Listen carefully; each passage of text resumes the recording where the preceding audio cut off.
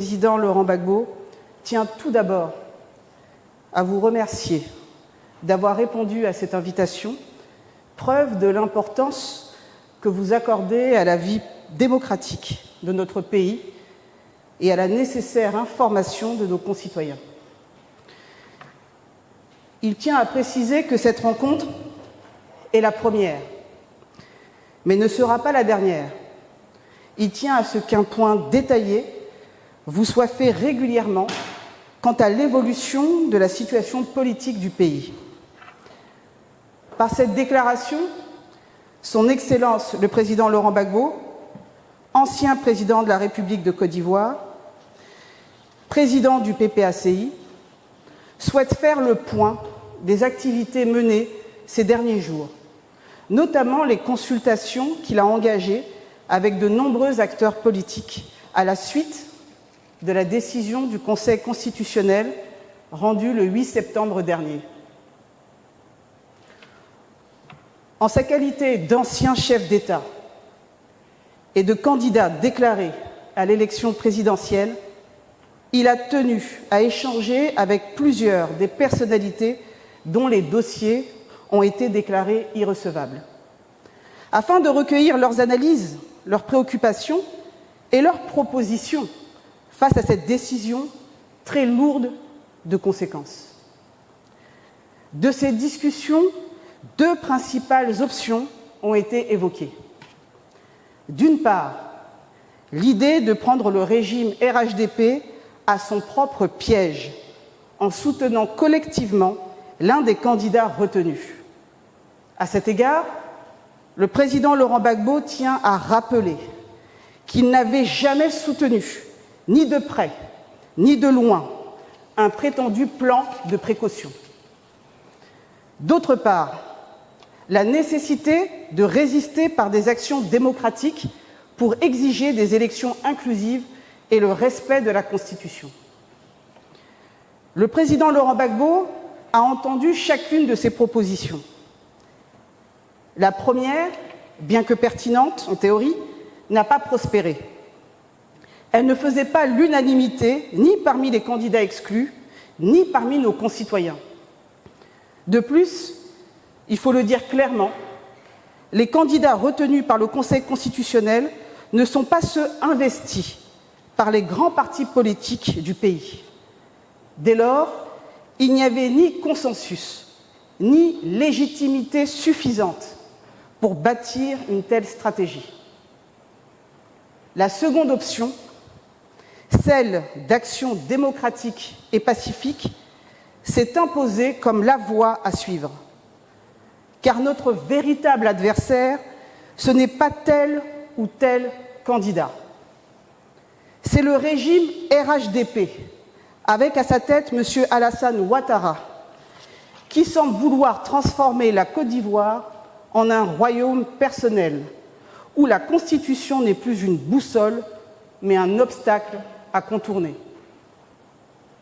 Le président Laurent Gbagbo affirme que la véritable responsabilité des démocrates n'est pas de chercher une échappatoire, mais de tenir debout face à l'épreuve. Ce n'est pas une question de posture, mais l'essence même du combat. Garantir une alternance démocratique, préserver les libertés publiques et assurer la dignité du peuple ivoirien. Aujourd'hui, ce qui est en jeu dépasse la seule élection présidentielle. Ce qui est en jeu, c'est la survie de notre démocratie. C'est le respect de nos libertés publiques. C'est l'avenir même de notre nation. En validant un 4e mandat anticonstitutionnel et en écartant 55 candidats, dont ceux des principaux partis d'opposition, c'est le principe d'égalité devant la loi qui a été foulé aux pieds. Et ainsi, on a privé le peuple de son droit souverain de choisir librement son dirigeant. Ce vers quoi on avance aujourd'hui ressemble à tout sauf à une élection inclusive et transparente. La liste électorale est contestable. La commission électorale indépendante est décriée. Le processus électoral actuel n'offre aucune garantie de transparence ni de crédibilité. Le président Laurent Gbagbo demeure convaincu qu'il est encore temps de privilégier la paix et d'ouvrir la voie à un dialogue sincère. Mais il reste tout aussi ferme. Il ne peut et ne doit pas y avoir de quatrième mandat. Le président Laurent Gbagbo souhaite rappeler au président Alassane Ouattara que leur dernière confrontation électorale a été douloureuse pour la Côte d'Ivoire, précisément parce que la Constitution n'avait pas été respectée. Les cicatrices de cette période ne se sont pas encore refermées et nous savons tous quel prix le pays a payé à ce manquement au droit. Aujourd'hui encore, il est de leur responsabilité historique de transmettre à ce pays une Côte d'Ivoire en paix, réconciliée et respectueuse de ses propres règles. Le président Henri Konan Bédié n'est plus. Parmi ceux qui ont eu la charge suprême de conduire la nation, il ne reste désormais que deux hommes, Laurent Gbagbo et Alassane Ouattara. Cette réalité crée un devoir supplémentaire, car l'histoire retiendra non seulement ce que chacun a fait quand il était au pouvoir, mais aussi ce qu'ils auront légué au moment de le quitter. Il ne faut pas croire que l'on est fort parce que l'on tient momentanément les institutions et les armes.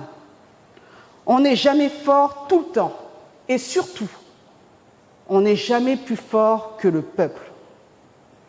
Les régimes qui l'ont oublié partout dans le monde ont fini par s'effondrer. Le peuple, lui, demeure toujours. C'est pourquoi le président Laurent Gbagbo en appelle à la responsabilité. Gouverner, ce n'est pas s'éterniser au pouvoir au risque de briser la nation. Gouverner, c'est préparer la paix et la réconciliation pour l'avenir. Gouverner, c'est respecter la Constitution, respecter le peuple et accepter que le pouvoir ne soit pas une propriété personnelle, mais une charge temporaire confiée par la souveraineté populaire. Le président Laurent Gbagbo tient à préciser que sa volonté n'est pas de contester nos institutions, bien au contraire. Il s'agit de leur rappeler que leur force et leur légitimité ne viennent pas d'elles-mêmes, mais du peuple, et du peuple seul. Elles agissent en son nom, et c'est du peuple qu'elles tirent leur autorité. Oublier cela, c'est trahir l'esprit même de la République.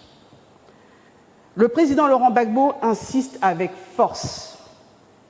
Il n'est pas trop tard. Il est encore temps de rompre avec cette logique de confiscation. Il est encore temps de revenir aux fondamentaux de la démocratie, la souveraineté du peuple, l'égalité de tous devant la loi et la vérité des urnes. Le peuple ivoirien doit être celui qui décide. Lui seul détient le droit de dire qui doit le gouverner. Ce droit ne peut pas être confisqué, encore moins marchandé. Le lui retirer, c'est condamner notre pays à l'instabilité. Le lui restituer, c'est ouvrir la voie à la paix, à la réconciliation et à la dignité nationale. Son Excellence, le président Laurent Gbagbo, tient à rappeler que c'est unis que nous serons plus forts que la peur. Déterminés, nous serons plus forts que la répression. Mobilisés, nous serons plus forts que toutes les manœuvres. Ainsi s'achève la déclaration faite au nom du président Gbagbo. Je vous remercie.